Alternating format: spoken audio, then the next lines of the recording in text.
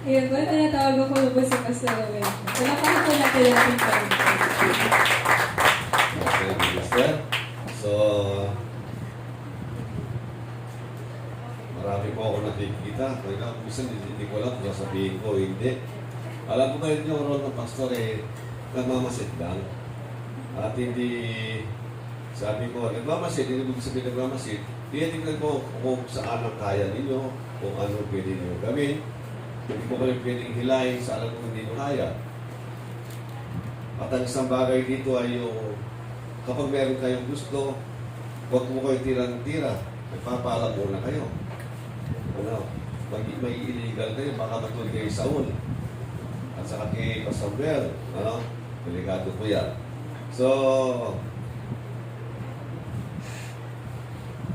kaya po maraming dapat matutuwa. Kasi foundation ito ay inuhubog ng Diyos, inuhubog po niya. Hindi po ito na iglesia. Kasi there are fivefold ministry. 5 po ang fivefold ministry.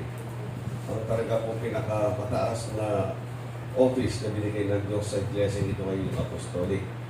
So, kapag mga apostolic, we are all the same thing.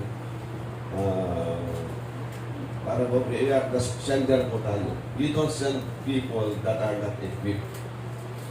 At hindi po tayo send ng mga tao na hindi po naiintindihan kung ano yung gospel, kung ano yung ebanghelyo. Dapat maliwanag.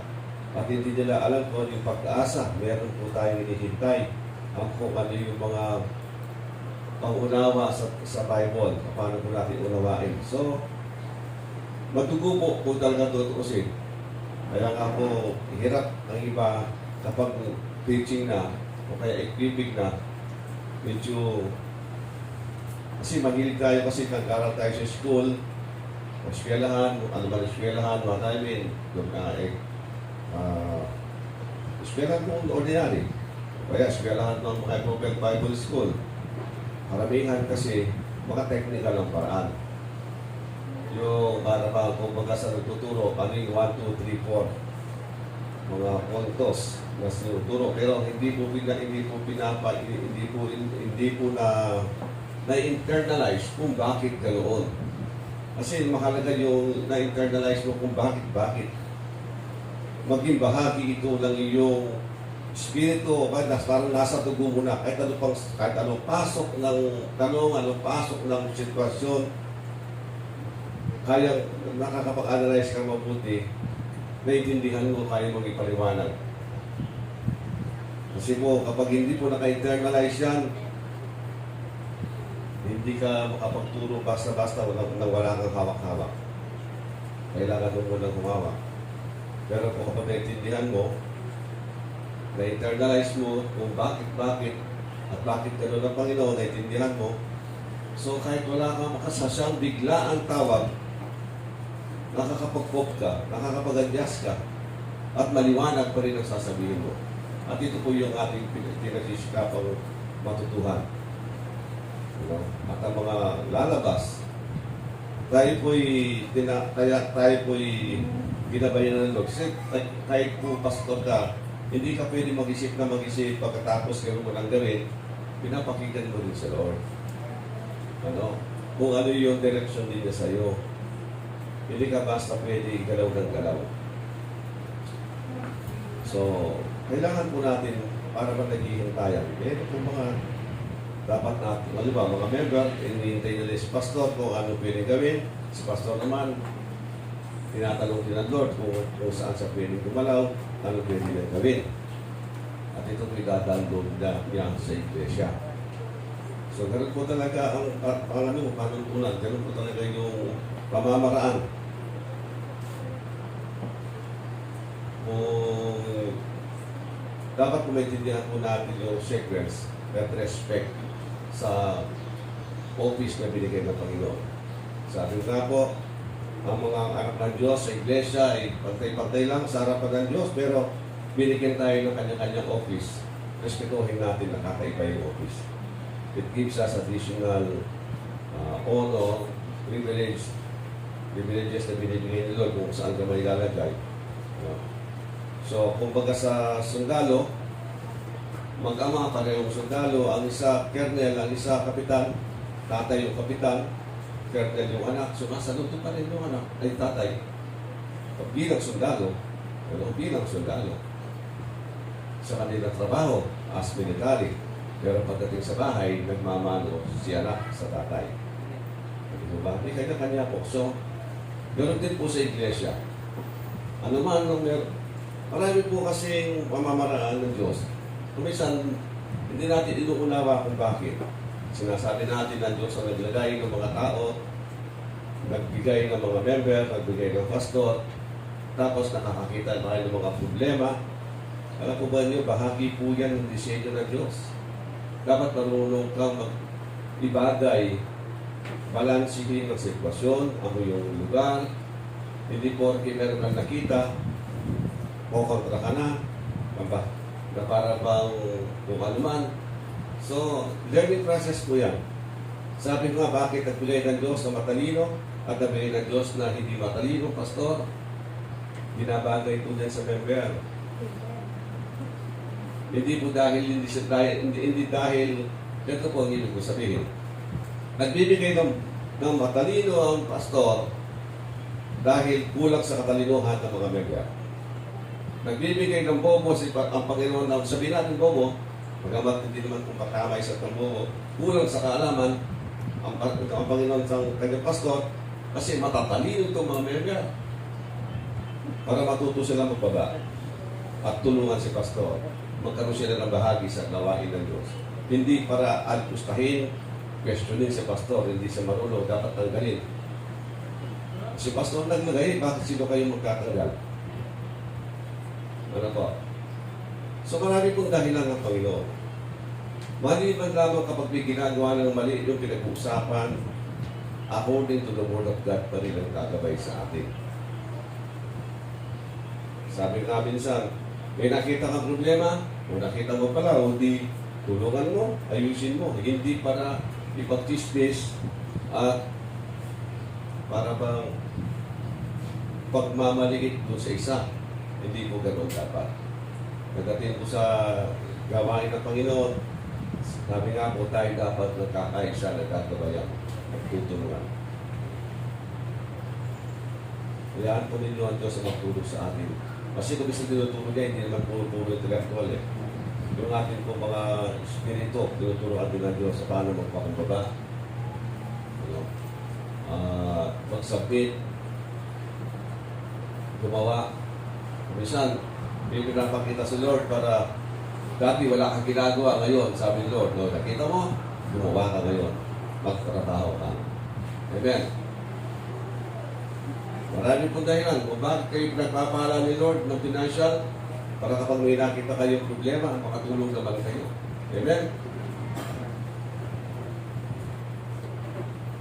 At yun naman kung marami pong dahilan kasi ibig sabihin, dapat nagbibigay tayo ng mga positive reasoning. Hindi po tayo naghahanap dapat ng mga negative reasoning pagdating sa anumang bagay. Hindi tayo dapat negatibo sa ating pag-iisip. Laging positibo ang pinipilit natin gawin. Diba, bakit ka marami kakulangan sa buhay? Wala po ba inyo? Kasi gusto ng Diyos, lumalim ka sa pananampalataya. Lagi mong tawagin si Lord. Para lalo kang lumaki sa iyong pananampalataya sa Diyos. Na ang Diyos talaga ang pag-asa at buhay meron ka. Hindi dahil pinahirap ka dahil kung anong problema mo, maaaring may dahilan. Pero ang isang magandang dahilan upang palalamin ka ng Diyos sa iyong pananampalataya. Alam mo ba niyo yung mga yaman na maraming pera kapag kumalaw? Kulang sa pananampalataya, karamihan. Bakit? Kaya kang gawin eh. Meron siyang means. Meron siyang pamamaraan. Hindi niya tinatawag kung meron si Lord. Tira ng tira. So, hindi po ata mas maganda rin. Kaya nga kung talaga dapat may balance po tayo. So, sa araw po ito, tayo may mag-aaral po ito sa tanong Panginoon. Gusto ko lamang po, kung meron kayong gusto gawin, ipagpaalam nyo muna. Hindi naisip mo maganda.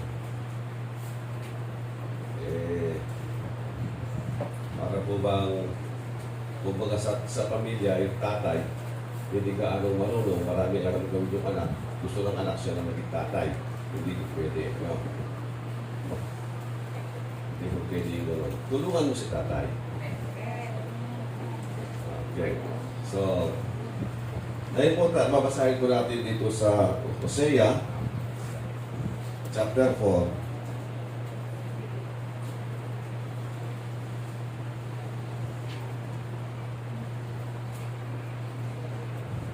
Basahin ko na po yung verse 1 hanggang verse 6 po tayo. Tayo po lahat ay tumuyo bilang magpiligalang sa salita ng Diyos.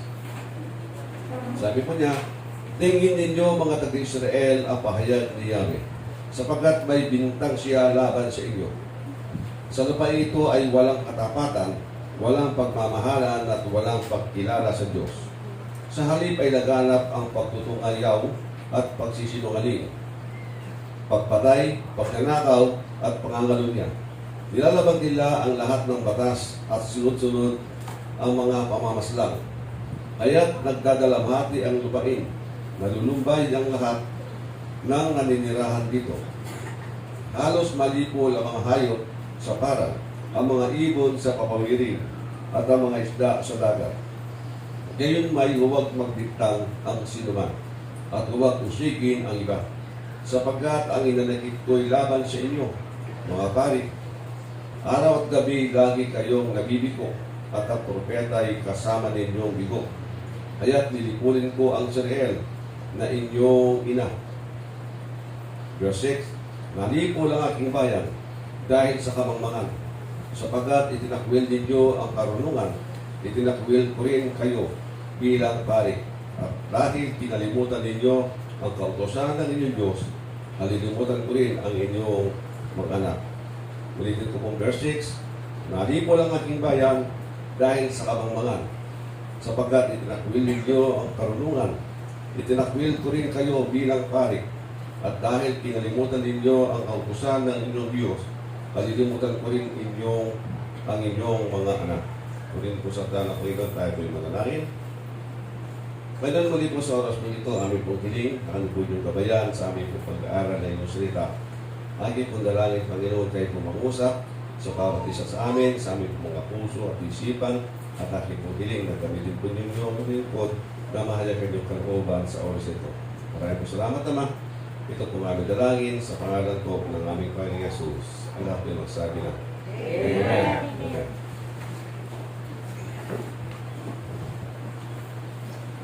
Dito po sa ating binasa sa simula ay binanggit po ni Propeta Hosea kung ano po yung mga mali, mga gawang hindi tama ng kanyang mga anak na Israel. Ano po? Ito po yung punto ng mensahe.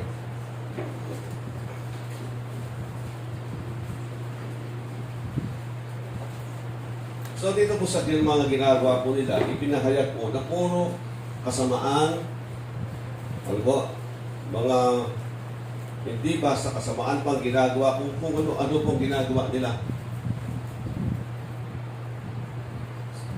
At dahil dito, ang sabi po ng Panginoon, dito po sa verse 6, sabi niya, nalipol ang aking bayan dahil sa kamangmangan. Ito po tawag ng Diyos sa mga taong gumagawa ng mga bagay na hindi nararapat. Kapag para tayo ay may ginagawang hindi tama sa buhay, mga mali, mga masasamang bagay, mga liko, ang sabi po ng Diyos sa mga taong yan, mangmang. At talaga naman po, nagiging mangmang tayo kasi kilala na natin ang Diyos, pero gumagawa pa rin tayo ng mga bagay na hindi nararapat. Sabi nga, marami ang mawawala sa atin, pero dahil tayo'y pinili natin magpatukso, pinili natin gumawa ng mga bagay na hindi nararapat, kaya tuloy ngayon, ang kalagayan mo sa harapan ng Diyos ay isang mangmang. Sulitin po natin, ang taong gumagawa ng liko sa kanyang mga anak, ang tawag ng Diyos, mangmang. So, warning po yan sa atin. Sabi niya, nalipol ang aking bayan. Tayo napapahamak. Hindi tayo nagtatagumpay. Marami tayo nagkakaroon tayo ng maraming problema sa buhay. Alam po ba niya, sino ba yung nalilipol? Ano ba yung mga damages? Ano po ba yung kapag tayo gumagawa ng hindi tama? Katulad na lagi nyo narinig, nagbubukas tayo ng pintuan upang ang diablo makapasok sa buhay natin. Ibig sabihin, nagbubukas tayo ng pintuan upang makagawa ng paninira, pagnanakaw at pagpatay ang kalaban.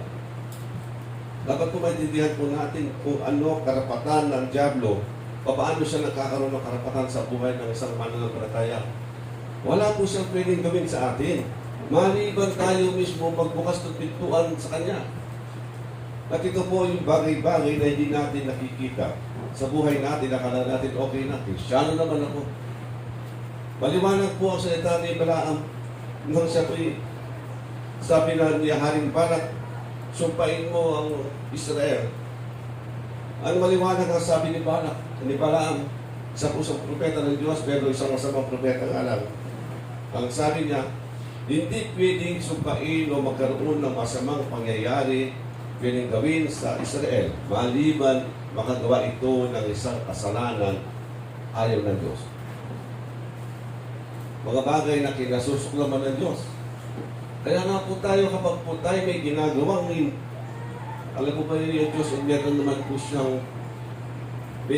siyang para sa nasabi ng salok. Huwag ka lang sumobra sa salok. Magpapariwara ka. Kaya nga po sabi na, ang diablo nagbabantay kapag po tayo may ginagawang mali.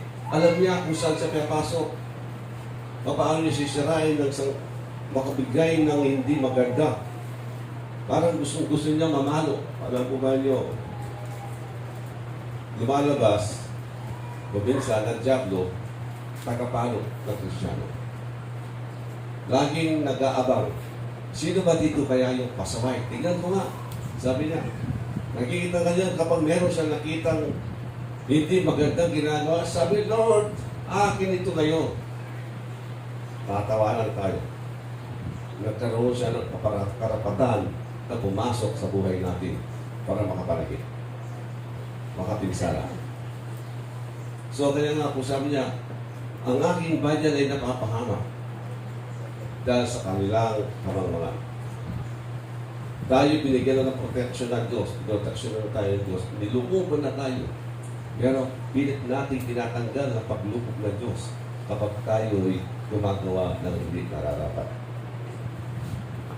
Kaya nga po bilang mga anak ng Diyos, huwag natin ipagmalaki na anak tayo ng Diyos pagkatapos gumagawa ka ng mga bagay na hindi nararapat.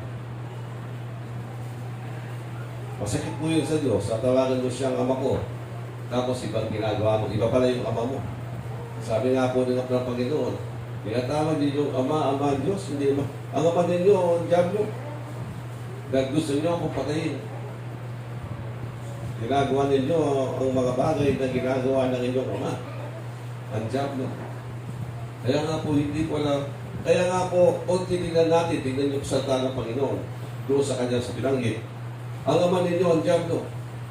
Dahil kung ano ginagawa niya, siya ginagawa ninyo. Kaya nga po sabi ninyo, Bible, para mas maliwanag sa atin, God gave us the power to become the children of God. Ang sino man nagipag-isa sa kanya ay binigay ng kapangyarihan, maging anak ng Diyos. Kaya sabi ko, nasa atin ngayon ang kapangyarihan. Tayo tatanggapin ng Diyos, tayo ituturing ng Diyos kapag ikaw ay mabubuhay bilang anak niya. Hindi kanya ituturing na iba pa. God gave us the power to become the children of God. So, nasa sayo, mabuhay ka ba bilang anak ng diablo o mabuhay ka bilang anak ng Panginoon? Kapag pinili mo yung pagiging anak, God will give you kung ano man ang kailangan sa iyo para matuto, para umunlad o naman ang magandang plano ng Diyos para maigawan niya ang plano ng Diyos sa buhay mo. May plano po ang Diyos sa atin. Tayo po ay gumagawa. Para bang may plano ang Diyos, pero ang daan, kung minsan sinisira natin kung saan tayo lumilito. Alam mo ba ninyo kung minsan ng Diyos sa kanyang anak kung ano kailangan lagi? Alam niya. Kung ano nararapat, ibibigay niyo. Pero may maraming lesson po tayo makikita na sa anak ng Diyos na napapahamak. Naalala ko unang-una si Saul, siya'y nagmula sa lahi na pinakamahirap, pinakamaliit sa mga lahi. Nobody, para bang napakaliit na lahi, walang sinabi. Pero kumuha ang Diyos ng maging hari, si Saul. At nang siya'y maging hari, ito ang talagang plano ng Diyos sa kanyang lahi pagmumula ang mga hari. Pero sa pamagitan din ng kanyang kamalian, hindi natuloy. Dahil sa kanyang maling gawa sa buhay. Mas pinili niya ang kanyang karangalang maingatan kaysa sa umanin siya sa kanyang kamalian at magpakumbaba sa Diyos. Hindi siya naging humble, hindi siya naging nagpakumbaba sa harapan ng Diyos. Ang Diyos, kapag ikaw ay nagpapakumbaba katulad ni David, naggalit ang Diyos, dapat mamatay si David. Pero nagpakumbaba siya. Inamin niya kanyang kasalanan. At sa pamagitan dito, natuto siya sa buhay na lalo siya magtiwala sa Diyos. Itong isa, hindi siya nagtiwala sa Diyos. Hindi niya nakita ang Diyos gano'n sa kabuti. Diyos sa tao na nagpapakumbaba, humihingi ng tawad. Kaya ngayon, binawi ng Diyos, ibinigay sa iba.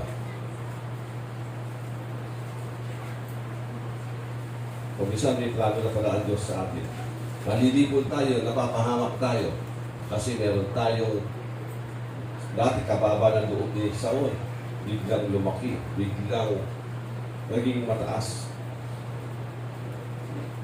Bandang huli, dahil sa kanyang takot, nagkulang sa tiwala, pinangunahan pa niya si Samuel. Pahamak sa lalo. Ito po yung naging kondisyon ni Haring Saul. At ang isa pong bagay na ginamit ng Diyos, si Samson. Si Samson ay simula sa kanyang pagkapanak, nasa tiyan pa siya, nagsalita ng Panginoon tungkol sa kanya na siya'y gagamitin ng Diyos. Anointed man of God po ito si Samson. Nasa tiyan pa lang, sinabi na ng Diyos. Pero sa kanyang paglaki, sa kanyang anointing, naging pasaway. Ano ba? Naghanap siya, nagkaroon siya ng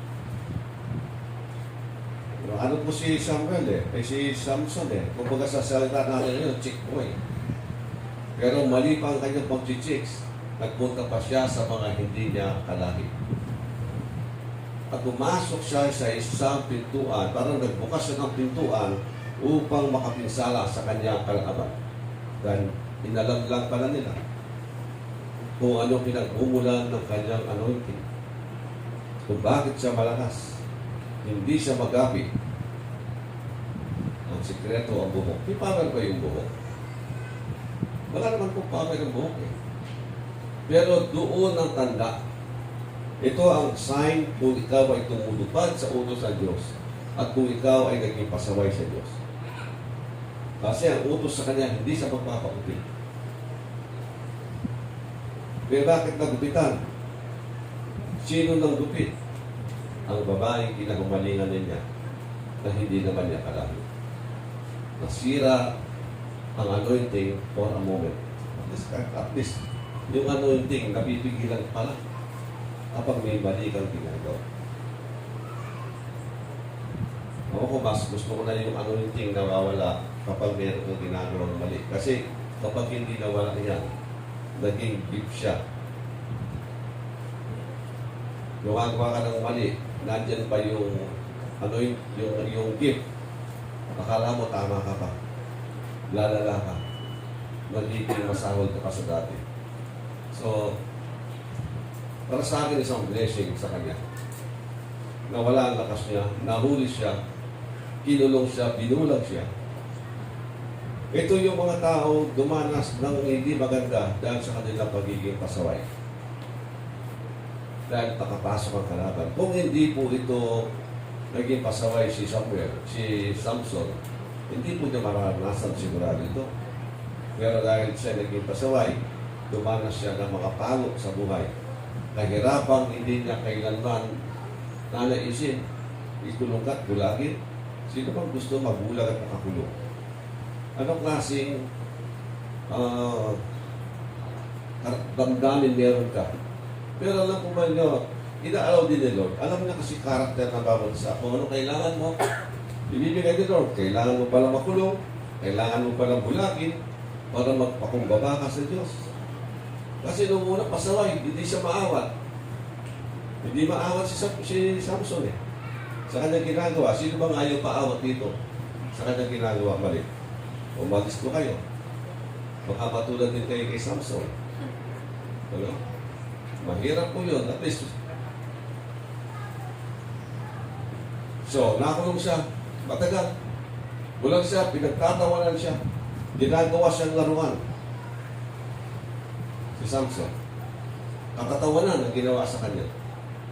Anong damdamin meron ka?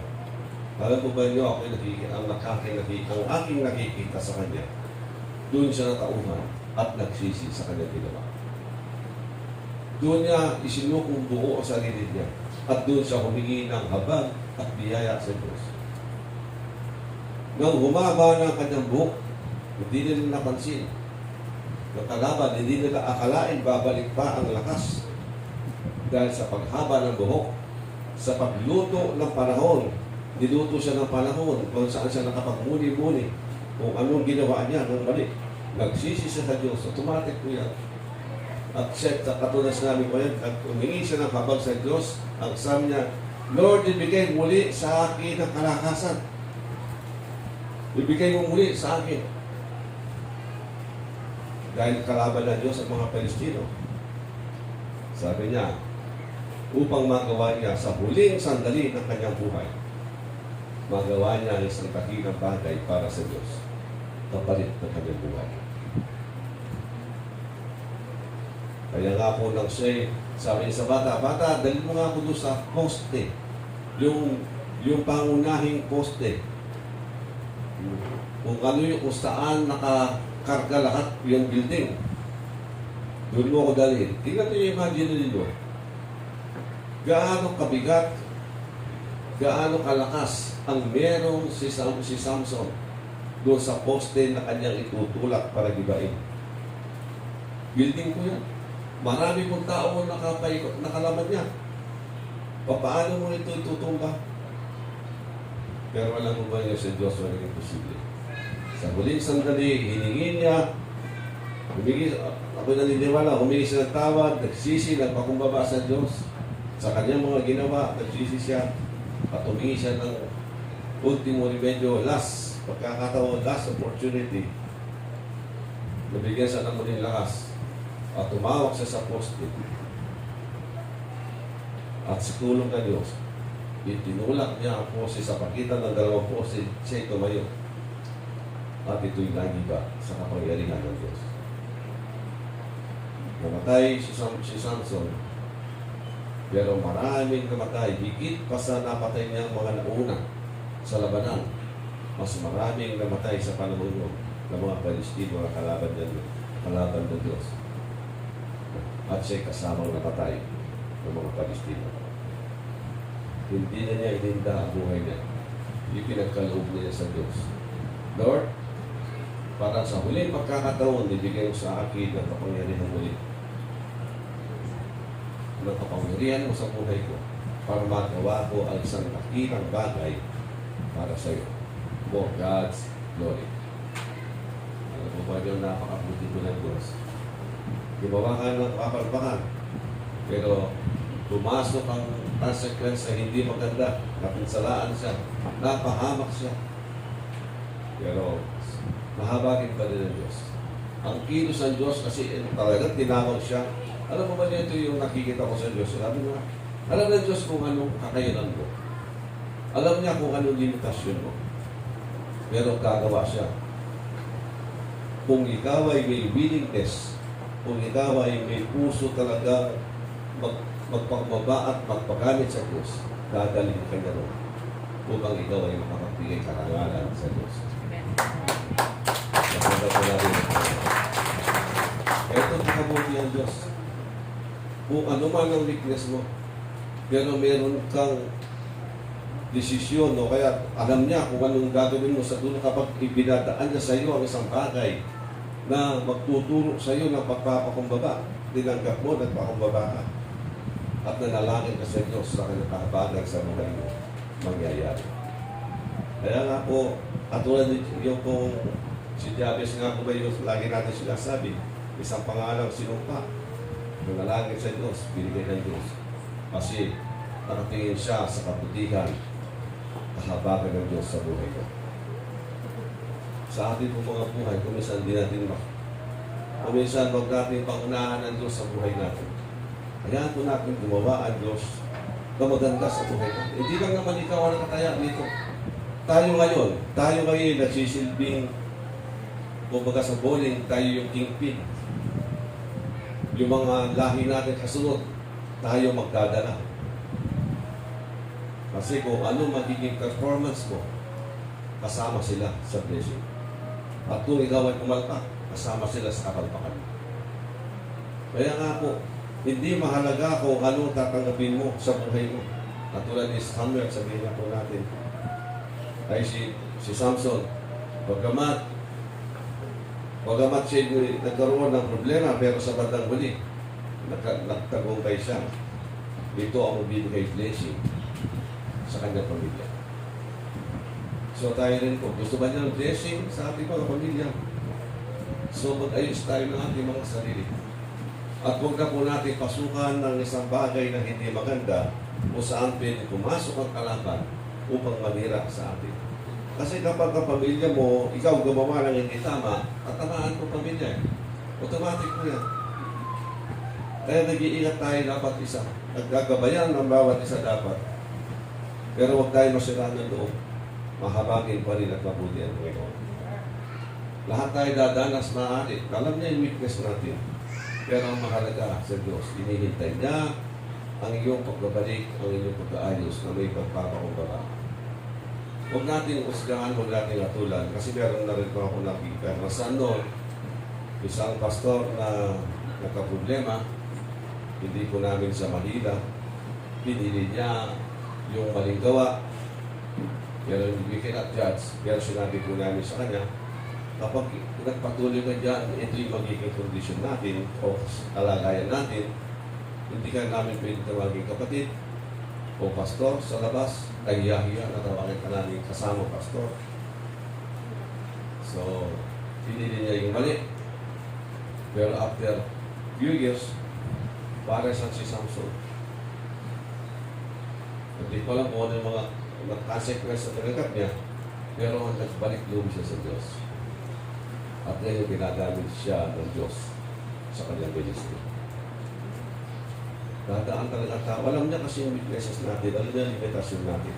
Pero kung minsan is a way na transport tayo ng Diyos.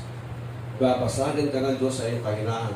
Ipaparanas ka sa iyo. Dito ka mahina. Pasaway ka. I-expose ka niya. Kasi bakit gagawin ng Diyos? Kasi alam niya. Bibigyan niya yung opportunity, yung paraan o yung pagkakataon na ikaw ay makapagbago at maihubog niya muli ng isang mas magandang sisidlan ng Diyos. Kaya kung minsan, huwag natin titignan yung mga pasaway, mga basta-basta. Kung sila nakapasag lang sila, papasagin din sila ng Diyos. Mga magbago, para bandang muli, kagamit-gamit sila sa Panginoon. Kasi ang taong binasag na, nasubsub na, sabi nga wala na yung pagpapapalagi dyan, isa na lang. Ang habang ng Diyos sa buhay niya. Pag-ibig ng Diyos sa buhay niya. Hindi mo ba napakasarap ng isang kasama mo na ang kanya pinagmamalaki sa buhay? Si Lord na lang. Hindi na sa mayabang. Wala na siyang pagmamalaki ng iba. At para bang ang puso niya kung ginagawa na lamang niya kung anong ikatutuwa ni Lord. Yun ang kanyang gagawin. Pero dati yung ginagawa niya kung anong ikasasaya niya sa sarili. Diba? Pero kapag ikaw ay binasag na, kaya nga po kayong mga pasaway, risko kayo. Dadaan kayo sa isang sitwasyon na hindi nyo iibigin, pero malaking blessing pagkatapos. Ganun po ang Diyos eh. Ganun po ang tao. Wala tayong magawa. Ang Diyos, sinusundan-sundan lang tayo. Kung saan ka, kung saan ka, at anong kailangan mong gamot para mabago. So, maging ano po tayo, maging isawat church. Gusto mo ba ng may sabit? Alam naman ng Diyos kung kaya mo magpasabit o pasaway ko hindi, alam ng Diyos, i-expose ka. Pero kung yung talagang hindi naman talaga pasaway, nahihila-hila lang, na-implementahan lang, ilo-protection pa rin ng Diyos yan. Limited ang kilos ng diablo sa buhay ko. Kasi mahina lang ang tuhod, nahihila-hila. Pero yung malakas ang tuhod, tapos tumuhintag sa kabila, papasagin ka dyan. Bakit? Anak ka ng Diyos. Kung hindi ka anak na, hindi ka nababasagin. Hayaan ka lang na dyan, bahala ka na dyan. Ayaw, hindi ka na anak eh. Di ba sabi ng Bible, pinapalo niya kayo dahil kayo yung mga anak niya. So, salamat kapag tayo pinapalo ng Diyos. Na dapat maging kalakasan din sa atin kapag tayo pinalo. Anak ka pala ng Diyos. Ikaw pala sa Kanya. Ayaw lang ng ikaw ay mapariwara. At kapag ikaw ay napariwara, ano mangyayari sa iyo? Ay, mahirap na po sabihin. O pag napariwara ka pa, nagpas-nagpas, baka magkaroon ka ng point of no return. Ano? Pero God always gives the way para magbago ka, siya hindi mo kaya. Ito po alam mo sa Diyos, at yan ay pinatunayan niya kay Peter. Nagsabihin niya kay Peter, Pedro, 3 beses mo ako itatatuwa. Pero kapag ikaw ay balik na, huwag mo kalimutan ng iyong mga kapatid. Ibalik mo sila sa akin. Hindi ba ginagawa ni Pedro, nagsalita na ang Diyos? 3 beses mo itatatuwa. Sabi ni Pedro, hindi mo magyayari ang Lord. Mamamatay ka ma. Anak ko mamatay. Pero sabi ni Lord, hindi. Sabi niya, pagkatapos mo mag-recover, parang gano'n, kaya makapag-isip, makapag-muni-muni, maintindihan na kung ano nangyari sa iyo. Huwag mo silang kalimutan. Kaya ako nag-i-imagine, sabi ko, salamat kay Lord, hindi niya, binitawan niya ang mga salitang yun. Nagpauna na si Lord. Alam niya kasi kung ano talagang nature ni Pedro. Sabi niya, kung hindi ko sasabihin kay Pedro ito, hindi na siya makakabago mo rin. Bakit? Kasi 3 beses siya itinatwa ang Panginoon. Sasabihin niya sa kanyang sarili, wala na akong karapatan. Ano man kabuti ng Diyos, gaano man siya kahabagin ng Diyos, wala na akong mukha na ihaharap sa kanya. Pero ang Diyos ang limited eh. Kaya nagpauna na eh. Para lang maintindihan ni Pedro. Kaya na maintindihan ni Pedro, sinabi nga pala ni Lord, pagkatapos kong siyang 3 beses, ibalik ko sa kanya ang aking mga kapatid pa. Pinatawad na ako bago mangyari. Pinauna na ni Lord ang pagpapatawad kay Pedro. Kaya si Pedro naging malakas ang loob at naging matapang ngayon, kahit patayin siya, walang problema. Susunod pa rin siya sa Panginoon. Pero nung una, mayabang. Bida-bida. Alam mo yung mga mahilig mag-yabang-yabang, bida-bida. Magsasakdulan na, tumatakbo pala katulad ni Pedro. Sino bang gusto maging Pedro? Walang problema. Bakit? Ligtas pa naman at apostol pa rin ng Panginoon. Pero binago siya. Na-transform siya. Pero mahirap na paraan. Napakahirap dumaan sa ganoong bagay na itinatwa ng Panginoon sa buhay mo. Sabihin natin mong yung katulad ni Pedro sa ibang paraan. Ilang beses na patakbo-takbo na ginagawa mo yung mga bagay na hindi nararapat. At pagkatapos ng matauhan ka, wala ka na matakbuhan. Isa lamang ang pwede mo tignan yung sa taas. Wala ka na makita sa paligid mo na pwede kabutin. At doon ka makakaranas na meron ka pa lakas na tumingala sa Diyos. Meron ka pa bang lakas ng loob at tagwa. Meron ka pa bang kredibilidad o dignidad na umarap pa o tuminala para sa Diyos, siguro napakahirap na puno. Baka hindi mo na magawa. Pero sa isang tao, nagpakumbaba ng gusto. Pero may limit po yan. Hindi naman lahat ng pagkakataon magawa mo. Kaya habang pa rin ng Diyos kapag hindi niya, dahil sabi ng Diyos, hindi ko hahayaang masagat ka na walang lalabasan. Gagawa ng ways Lord. Pero karamihan, kung hindi ka talaga tutulungan ni Lord, wala ka ng mukha o lakas ng loob na tumawag ka sa Kanya.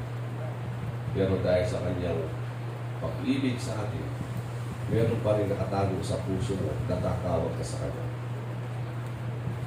Kapag at biyaya ni Lord sa atin, at aabutin ka naman ni Lord. At dito makikita kung ano kadakila si Lord. Sa isang tao katulad natin, puno ng habag at biyaya, ang pag-ibig niya hindi natin kayang tarutin. Sana pag naranasan natin yun, alam nyo, doon kayo sa totoo lang, kailangan mo maranasan ang paghihapon. Pero hindi ko sinasabing gumawa kayo ng kapalpakan. Mahirap po yun. Mas maganda na hindi kayo pumalpa, ano? Pero kung minsan yung iba, kailangan dumaan. Lalo na yung mga mayayabang. Kapag kasi mayabang ka, kailangan dumaan ka. Babasakin ka talaga. Yun lang ang paraan para mawala kayabangan. Kapag yung malaki yung tingin sa sarili, kailangan pasagin para makita niya wala siyang pag-aari sa buhay, wala siyang kayamanan, wala siyang anumang dignidad sa buhay o value maliban ng ating Panginoon. Pero sa taong may pag-ibig na sa Diyos at naingatan ng kanyang sarili na lumayo sa mga bagay na hindi dapat, yun, mag-go-grow siya continually, magiging maayos ang buhay niya. Hindi na sa dadaan ng mga kahirapan ng pagkapahiya sa Diyos kasi siya mismo nagpakumbaba na, natuto na siya magpakumbaba. Nag-aral siya. Alam niyo, sabi ng Panginoon, my people perish because of lack of knowledge. Kasi ang taong nagpapatuloy, nag-aaral siya, anong klaseng Diyos ba meron ako? Hinahanap niya, inuunawa niya, anong klaseng Diyos meron ako? At habang natututo siya, lalo siya nagpapakumbaba. Lalo siyang namamanga sa Diyos, lalo siya na-in-love sa Panginoon. At ito po yung kailangan natin. Kaya tayo nag-aaral ng Bible, hindi para matutuhan ng doktrina. Kung hindi po pong matutuhan mo kung sino ang Diyos sa buhay. Gano'n siya talaga kabuti sa totoo. Ang buhay natin dito sa lupa ay hindi po permanent din. Nothing is permanent. It's all temporary. Dapat ito yung kaisipan natin sa buhay. Kasi kapag sinabi mo, umasa ka sa buhay na ito, tinignan mo ang buhay dito para bang ito na yung buhay talaga, kaya marami kang gagawin mali. Sigurado po yan.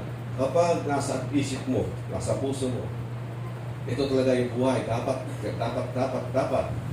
Ito gawin ko. Wala nang pangarap mo. Sabi nga ng Panginoon, at nagpapakayaman, nakakagawa ng maraming kasalanan.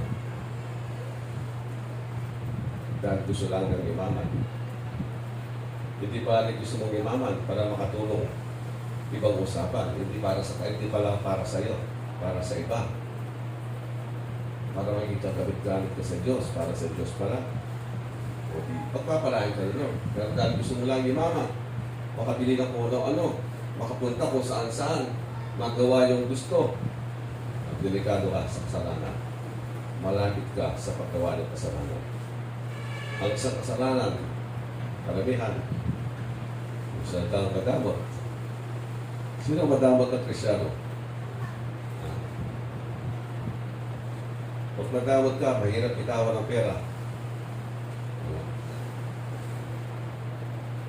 Pero sabi rin naman ng Bible, meron din sa sinabi, ang taong mapagbigay is also a gift from the Lord. Talagang binigay sa puso ng Lord na mapagbigay. Pero sa normal, na tao, bigyan mo muna ng rason para magbigay. Iba-ibang paraan. Pero, ganoon naman, ang dapat buhay po natin lagi sa puso. Temporary lang tayo ito. Kapag sinabi mo temporary lang, kapag sinabi mo temporary, pati problema, temporary. Ang sitwasyon ng buhay, temporary. Lahat temporary. Walang permanente. Maliban gusto niyo mag-permanente, dito lang kayo sa lupa, huwag na kayo umakyat sa taas. Kasi kapag sinabi mo temporary, iiwan mo lahat yan eh. Huwag lalagpas lahat yan. May darating at darating, may pagbabago mangyayari sa buhay.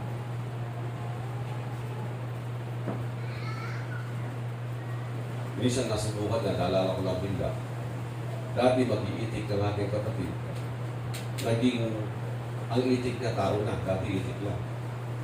Ano si Sir Ben? Hindi niya alam. Dati nag-iitik ko yan. Itik ang pinabantayan. Ngayon, mga kaluluwang, mga senior citizen. Ano ba bang sabi ko, ikaw pastor dyan.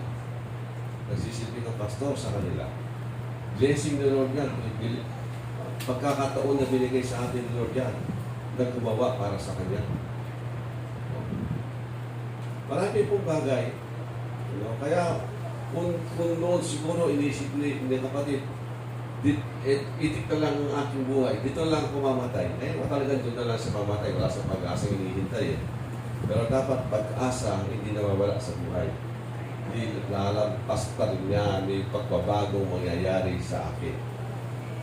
Dapat ito mo yung claim natin. Kasi kapag hindi mo yan sinabi, walang pagbabago sa buhay mo at wala kang hinihintay, naku, buklutin ka. Palaaway ka. Hindi ka masaya sa buhay. Laging mainit ang ulo mo. Lagi ka naghahanap. Paghanap ka. Pagkatawa, paghanap, problema ka na sa mga tao na kapaligid sa'yo. Pabigat ka na. So, pero kapag sinabi everything is temporary lang, may gagawin si Lord. May pagbabago mangyayari sa buhay ko. Katulad ng gulong. Kapag ang gulong, sabi niya, parang umisa nasa itaas ka, umisa nasa ibaba ka. Kapag ikaw ay nasa ibaba, saan ka papunta? Papunta itaas. Kaya kayong mga nasa itaas, mag-ingat kayo. Hindi na kayo tataas, pababa kayo kapag hindi nyo alam hawakan, pangalagaan kung anong meron kayo ngayon. Amen? So, pagdating mo sa Diyos, pag-asa nating lahat. Alisin lang po natin ang takot sa puso. Number one na controller nag-occupy sa mundo ngayon, ang spirito ng takot. Ang number one ngayon na naghahari sa buhay ng mga tao. Takot. Hindi ko ba? Bakit? Ayaw mo na nga magpapakuna, inaalis na ng trabaho. Matakot kayo sa trabaho, hindi sa bakuna. Hindi ka makakain. Sabi niya, wala kang kakainin. Pero pinipersa po tayo. Lahat ng paraan ng pananakot, gagawin nila. Intimidation, fear and intimidation ang gagawin nila sa atin. Pero pagkatandaan po natin, kung ano man ang ating gagawin, basta sa Diyos po tayo maghawak. Lord, kung ano ka ng pagkakamali ko, nag-umihingi ako ng kaayusan sa iyo. Ito lang ang pwede natin sabihin. Sino ba sa atin hindi nagkakamali? Kaya meron tayong Diyos at tagapagayos. Ang sino nang tatawag sa Kanya nang may pagpapakumbaba, hindi mapapiyak. Amen? Kaya nga po tayo sa lahat ng kapagpakan natin,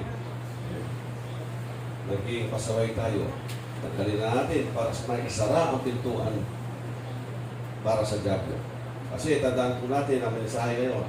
Kapag gumagawa ka ng mali, nagbubukas ka ng pintuan sa kalaban. Kasi para makagawa ka ng mali, lalabas ka sa pintuan ng Diyos.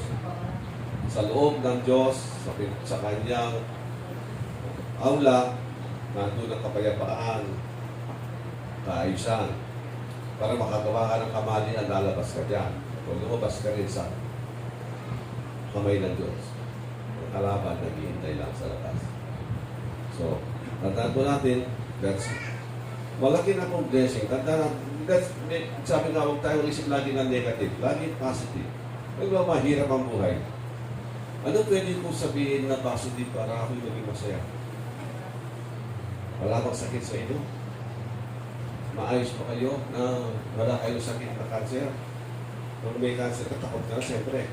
Pero hindi naman nangangahulugan mamamatay kasi ang Diyos pa rin. Pero, espiritu na takot, pumapasok, kumakatok pilit eh, pag may sakit ka. Pero kung wala kang sakit, ngayon kayo malalakas. Sabihin natin walang pagkain.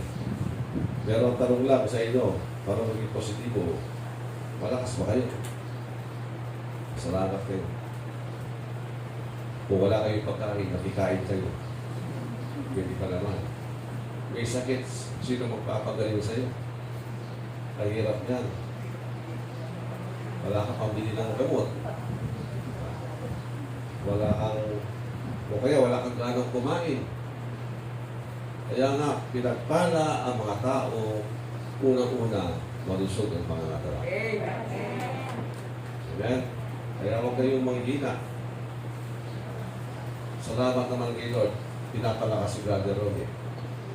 Kinaramdaman, pero at least, dati hindi siya pwede makaupo yan at hindi makalala yan. Hindi siya pwede. Bitin mo todo-todo. Pero dahan-dahan nga lang, nandun pa rin ang biyaya ng Diyos.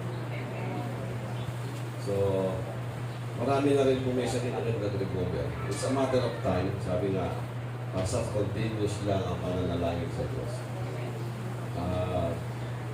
Marami pong pagbabago ang gagawin ng Diyos kapag tayo nagkakasakit. Sa ating puso, may binabago rin ng Diyos. Lalo tayo magtitiwala sa Kanya. Kapag may sakit ka kasi, ang takbuhan mo Diyos eh. Wala ka naman yung matatakot, Lord. Lagi ka tumatawag kay Lord eh. Diba? At matututo ka magsabit, Lord. Ano man, para bang sinusuko mo na ang sarili mo. Sabihin mo, Lord, ano man ang mangyari? Basta importante ako nasa sa iyo. Lumali ang iyong pananampalataya at pag-asa kay Lord. Dati hindi mo sinasabi yun. Pero ang nagkasakit ka, nasasabi mo na ngayon kay Lord. Basta ako'y nasa sa iyo. Kahit ako'y mamatay, okay lang. At alam ko, ang pamilya ko, hindi mo papabayaan. Kasi mahal mo ako. Di ba? Dapat gano'n natin kaisipan. Kung mahal ka ni Lord, hindi niya papabayaan ang pamilya mo. Mawala ka man. Pero wag muna. Sama-sama pa tayo. Amen? Kasi kailangan po natin magbunga pa na magbunga para kay Lord. Amen? So, yun pong naalala ko po yung cottage prayer meeting yung pong ginagawa natin. Ito rin po yung joke ng Espiritu ng Panginoon na kailangan hindi sa simbahan. Bagamat dito tayo pinroot ni Lord para bang pinahilog. Dito tayo pinahilog. Pero ngayon, matanguli, sabi ni Lord, mas maganda na ngayon sa labas kayo. Kaya ngayon may ginagawa naman si Lord. Amen? Kasi siya nagbutos, hindi gagawin siya. Hindi lamang, hindi natin alam kung gagawin ni Lord. Basta may ginagawa si Lord kapag tayo'y lumalabas. Dahil yung pinutos niya. Dati hindi tayo pinapalabas. Naghihintay lang ang signal. Kung nagkaroon ng signal, nagiging maganda naman ang flow. Magaan, hindi napipilitan. Kasi kapag si Lord na nagutos, nandun yung puso mo. Naka-inline siya, naka-ayon siya. Ang espiritu mo, magaan ang kilos. Amen? Kaya nga, mapaghintay tayo sa Lord dapat. Lagi mapaghintay sa Panginoon. So, muli, ang ating pong mensahe ngayon, pag-iingat tayo sa buhay, huwag namang maging Saul tayo, hindi bali ng Samson, pero mahirap pa rin kung na kayong dumanas ng hirap, kung maiwasan, iwasan. Amen. Anong gusto nyo? Si Apostle John o si Apostle Peter? Mahirap na dinanas si Peter. Si John, continuous siyang naglingkod sa Diyos, hindi siya humiwalay sa Panginoon. Hanggang, kung sa alam ko ba yun, ako'y naniniwala pag natin nabanggit ko si Apostle John. Ako'y naniniwala, buhay pa ngayon si Apostle John. Sinasabi lang nilang namatay. Pero wala po siya nakalang namatay. Sinasabi lang nila kasi sa Patmos na siya napunta. Kasi sabi nga po ng history, pinapatay na kasi, hindi siya mapatay-patay. Pinakulo na nga ng mantika, hindi pa siya namatay. Nag-swimming pool naman siya sa katika, nakumukulo. Hindi siya nasusunog, hindi siya naluluto. Kaya nga tinapon na lang. Natakot siya, hindi na lang pwedeng galawin. Kasi may takot din sila. Basta hipon. Baka sila matulad doon sa propeta Elijah na gusto siyang bitbitin. Dumating ang tit at namatay sila. So marami pong bagay na kung isang pipiliin din natin, ano bang gusto nyo piliin sa buhay? Maganda rin po yung may pagpili tayo. Kaya nga, my people perish because of lack of knowledge. Hindi na tayo nagtatanong, hindi na tayo sumusunod. Alam mo yung lack of knowledge doon, marami pong isang kapahulugan dito sa sinabi nasa natin. Hindi na maliban, hindi natin ginagawa ang dapat natin gawin ayon sa kalooban ng Diyos. Dapat matutuhan natin gawin kung ano kalooban ng Diyos. Dapat kung ngayon, unawain, pag-aralan kung ano kalooban ng Diyos. Paano malalaman? Unang-una, sa salita ng Diyos. Pangalawa, sa pag-aaral, saka sa pagkikipag-fellowship sa mga kapatid. Meron kang makukuha kapag tayo nagkakaroon ng pagtitikon kahit kwento-kwentuhan lang. Huwag tayo kwentuhan, nagkakatulong lang kayo. Kung matured kayo, siyempre, hindi naman kayo mag-uusap ng kung ano-anong kalokohan. Mga problema sa buhay, nakakarinig ka ng mga kwentong nagpalakas sa isa, ayun pala, kailangan mo rin. Marami pong paraan. Basta nagkakapulong, ang Diyos, tuturuan tayo. Kapag sa kanyang pangalan, nagkatipon tayo, sabi naman ni Lord, ako'y nasa gitna nila. Gagabayin tayo ng Panginoon. So, through reading of His Word, through prayer, dapat manalangin po tayo kung ano nagdamit natin. Even through worship, nangungusap din ng Panginoon. Kapag tayo maawit, nangungusap din ng Diyos. Kung minsan ang awit ang siya maglilibdog sa iyo. Kung minsan ang awit ang siya magpapanumbalik sa iyo, balik ka muli sa iyo kinalalagyan na dati, yung tumakbo ka na. Pero yung paborito mong awit, siya rin pala ginamit ni Lord para bumalik ka. Kaya kailangan po natin lahat. Ano mang nagpagawang may patungkol sa Diyos. Pagsamba, pag-aaral, lahat. Dapat po nag-involve po tayo. At gawin natin. Hindi yung natutuhan mo sa isip, hindi mo ginagawa.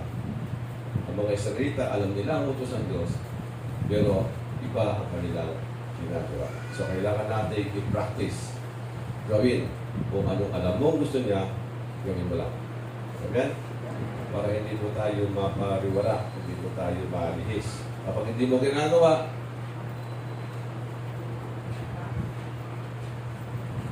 ano-anong tawag mo doon? Hindi naging lupa kang tuyong lupa ka. Ang puso mo naging tuyong lupa. Pasiglahin po natin ang ating mga puso sa pagsunod sa Diyos. Okay, kalakpan po natin ang Diyos.